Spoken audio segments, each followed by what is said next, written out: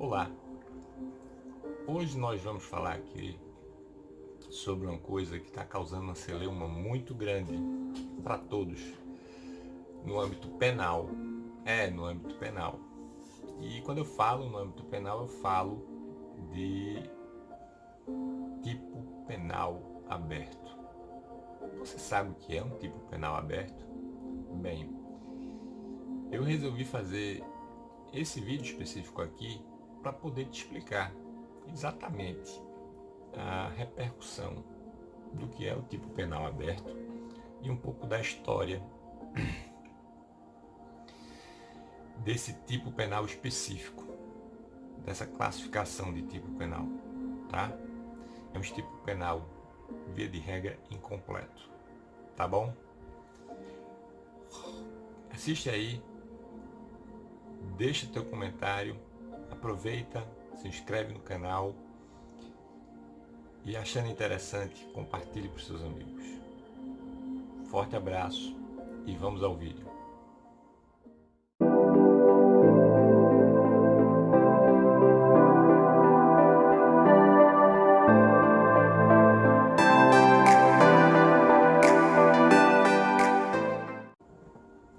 Olá. Bem, antes de mais nada, já indo direto ao ponto, de forma mais rápida para a gente ter uma localização conceitual do que é o tipo penal aberto, a gente pode dizer que o tipo penal aberto é uma espécie de lei penal incompleta que depende do complemento valorativo e feito pelo intérprete, né, dessa lei, e da norma geralmente o magistrado, em função da permissão legal que tem, né? Um exemplo disso são os tipos penais culposos, em que o legislador não prevê a possibilidade, ou não prevê as possibilidades, no caso, dos comportamentos negligentes, cabendo ao juiz a análise do caso concreto. Isso é um exemplo que eu dou para vocês.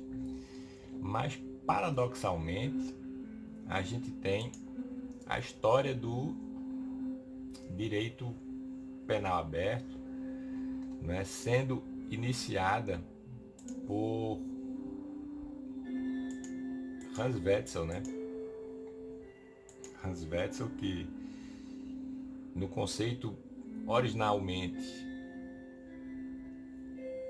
criado, né, de tipo penal aberto e mais aceito pela doutrina penal, né, ele dizia que é uma forma de justificar certas situações onde havia dificuldade de determinar a subsunção, né, da conduta ao verbo tipo, né, ou a tipicidade, né, propriamente dita. Porque quando nós falamos de verbo tipo, nós estamos falando de tipicidade, que é como fala, né, meu querido Cláudio Brandão, meu orientador, né, de mestrado, a palavra talismã do penalista, tá?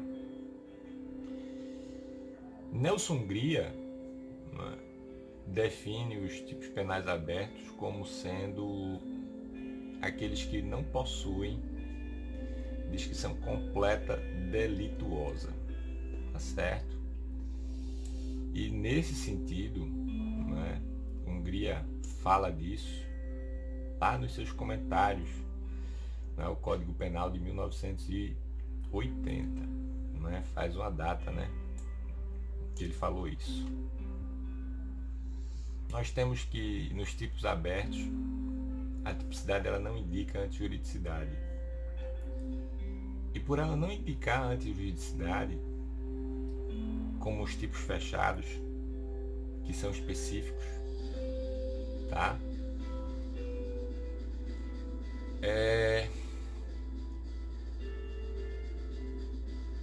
Que fazem sim qualquer tipo de ressalva, né, na verdade também, né, os tipos fechados, condição ou restrição.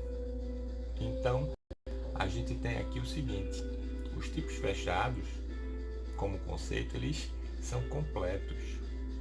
eles indicam exatamente qual é a conduta típica, enquanto os tipos abertos permitem a interpretação, por assim dizer, do aplicador da lei.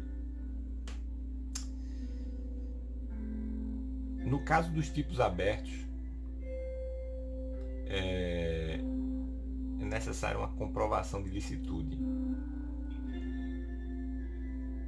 pois é a ilicitude o objeto do Código Penal, né, das condutas penais, mas mais do que isso, porque a conduta em si não significa violação de norma,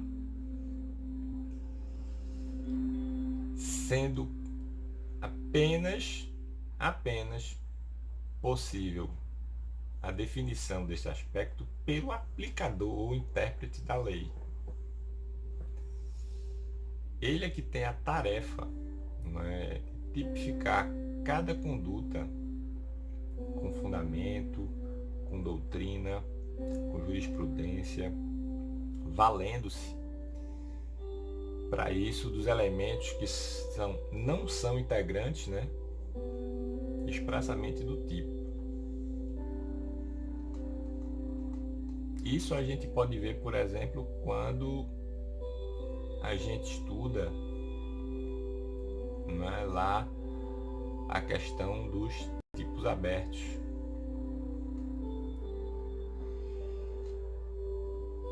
E a adoção de um conceito, né, a adoção da concepção de um tipo aberto, não é unânime na doutrina, digo de logo para vocês. O professor Luiz Regis Prado, ele, em crítica bem pertinente ao conceito desenvolvido por Wetzel, ele rebate essa teoria, pois ele diz o seguinte, ele diz que o tipo, né, sendo uma espécie de injusto, já contém a delimitação da conduta delituosa. Logo, realizada a ação do tipo, ou seja, o verbo que caracteriza a ação criminosa,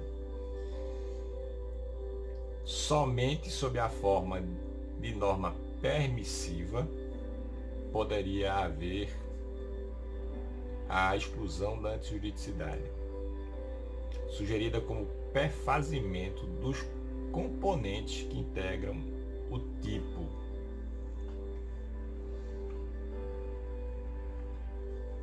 Então, de logo, a gente percebe que até a questão doutrinária gera debates em relação ao tipo penal aberto. E isso eu vou além aqui com vocês, tá bom? Isso que eu falei do professor Luiz Regis Prado está registrado no seu curso de Direito Penal Brasileiro, tá? A minha edição é de 2002, mas ele sempre repete, né, esse posicionamento dele. Invariavelmente ele dá alguns retoques, mas como é doutrina, a questão doutrinária, ele tem um posicionamento extremamente firme, né, nesse aspecto. E aí a gente passa agora, né, a um ponto que eu acho fundamental, que é a gente fazer uma certa reflexão sobre a questão crítica, né? E qual seria essa reflexão? O conceito de tipo penal aberto, de fato, ele se enquadra com maior perfeição as situações onde a descrição da conduta é mais ampla, tá? E por demais vai passando a exigir grande trabalho intelectual do julgador, deixando sempre aquele que está submetido ao tipo penal à mercê do seu intérprete e aplicador, tá? Veja como fica vulnerável aquele que está sob, né, a tutela desse tipo penal. aberto, não é? É uma necessidade, então, não é?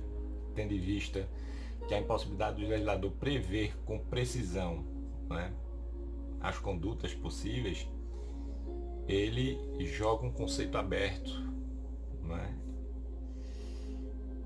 Dizendo das possíveis condutas, não é, que podem ocorrer, né?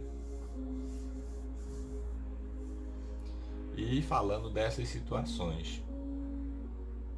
Ora, se a gente tem esse aspecto, a gente vê o quão vulnerável fica o agente que comete a conduta ou possivelmente cometeu a conduta, porque o caráter de ilicitude ou não vai depender do julgador.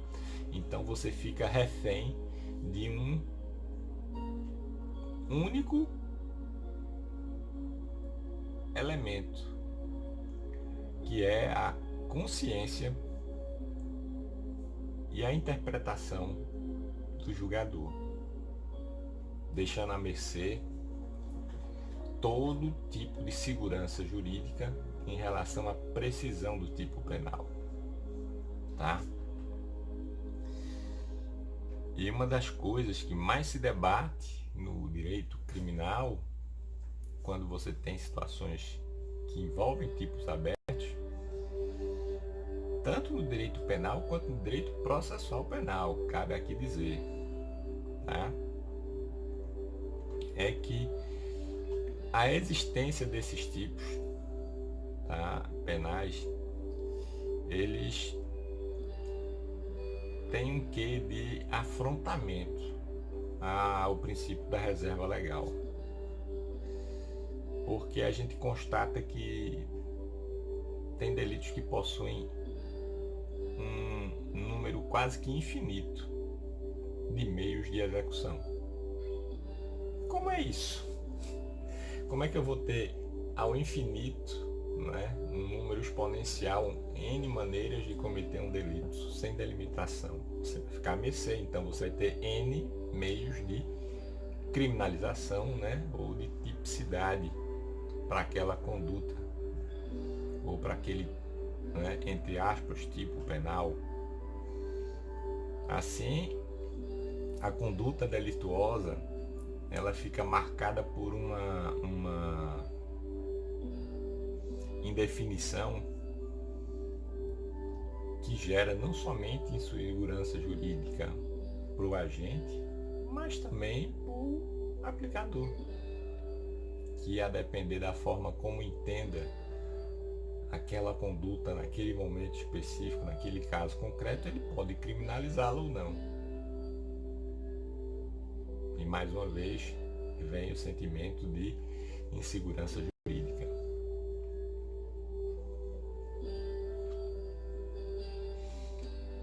Aí, desse modo que eu estou falando aqui para vocês, a delimitação, a gente percebe a delimitação dessa conduta criminosa, dos crimes, por exemplo, de abuso de autoridade, como já está sendo inclusive objeto de debate, de protestos, né, por aí afora, por conta da nova lei de abuso de autoridade.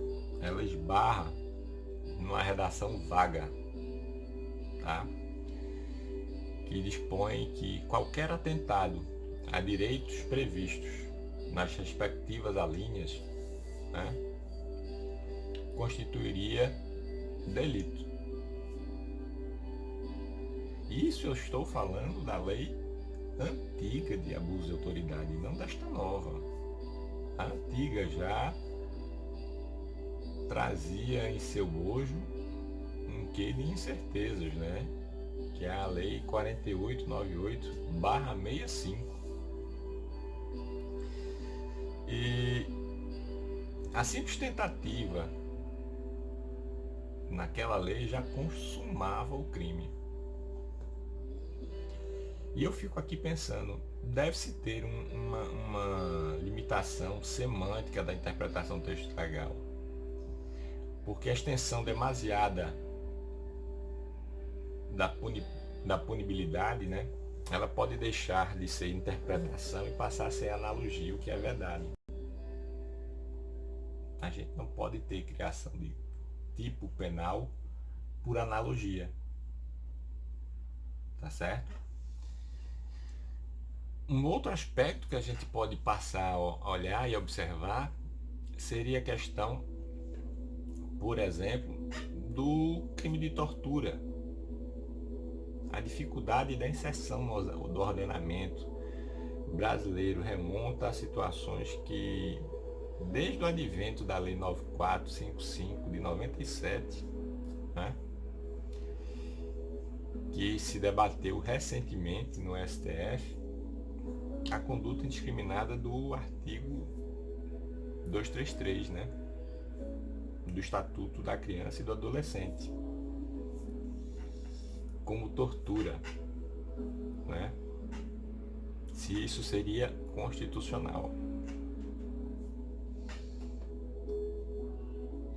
Assim, essa controvérsia que a gente está falando aqui, ela partiu justamente do fato de um artigo em questão, desse artigo aí do 233, que não trata da definição do que se configuraria como tortura.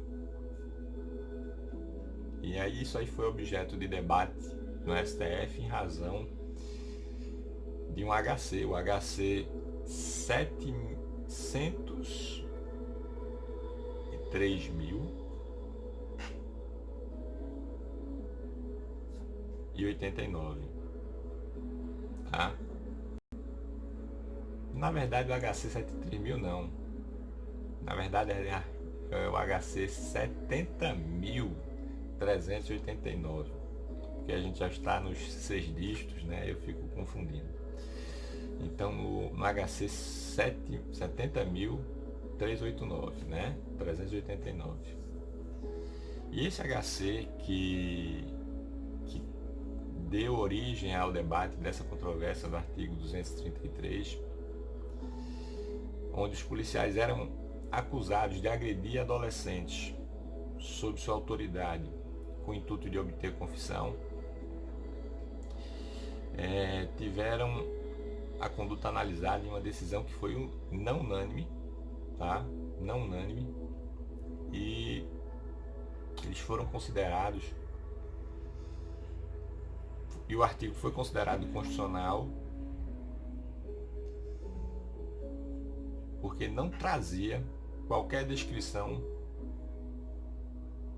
do que se trataria como torturar. Então, repetindo, o artigo ele foi considerado constitucional, né, que não trazia qualquer descrição do que se trataria a conduta de torturar, ou seja, a conduta de torturar não está definida. E lá, vocês olhando o acórdão, né, vocês podem observar opiniões não unânimes relacionam-se à não definição na lei da tipicidade da conduta de tortura. Por parte dos votos, né, que proferiu a respeito do princípio da reserva legal, que eu estou falando, que eu já até comentei, da punição da prática da tortura. Isso está previsto aonde, professor? Ora, meus queridos, aonde todos esses direitos estão quando a gente fala do cidadão? No artigo 5º, né? E mais especificamente lá no artigo 5º, inciso 3º, da Constituição Federal. Ela é definida como um crime inafiançável, insuscetível de graça ou anistia, e no seu inciso, tá, 43, e para quem não é bom de número romano, é aquele XLIII, ele diz que todavia é devida a regulamentação infraconstitucional na época do fato. E aí você passa a ter que regular aquela conduta com legislação infraconstitucional. E se não tem a definição, você está no limbo, você está no vácuo. Você não tem essa definição, gerando de novo insegurança jurídica.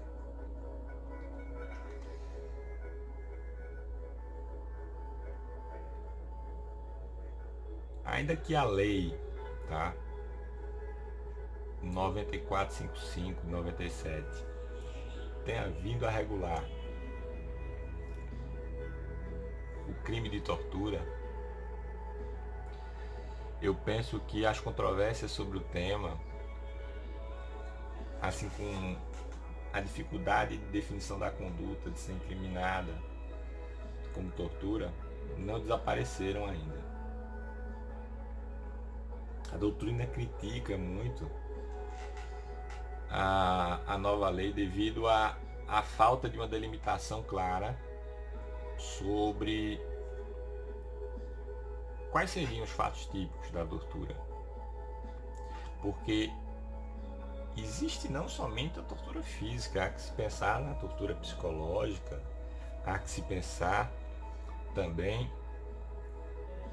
em modalidades de tortura, onde você faz também uma exposição da vítima de tortura a condições de enfrentamento de substâncias estranhas a seu corpo, né? Com medicamentos, com substâncias que são alucinógenas, que são debilitantes, algumas até gerando delírios na vítima, né? Então, qual seria a forma de tortura?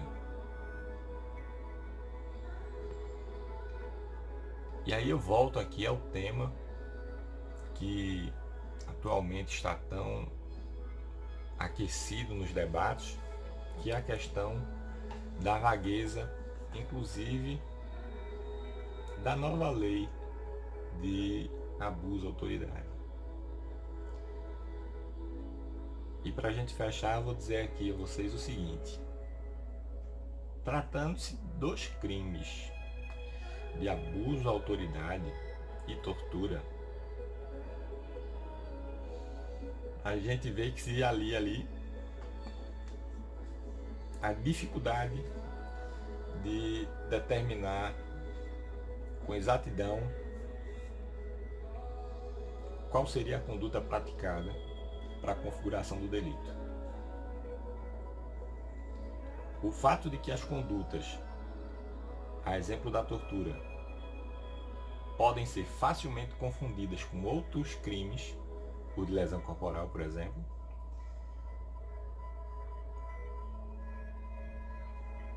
e mesmo também abuso de autoridade.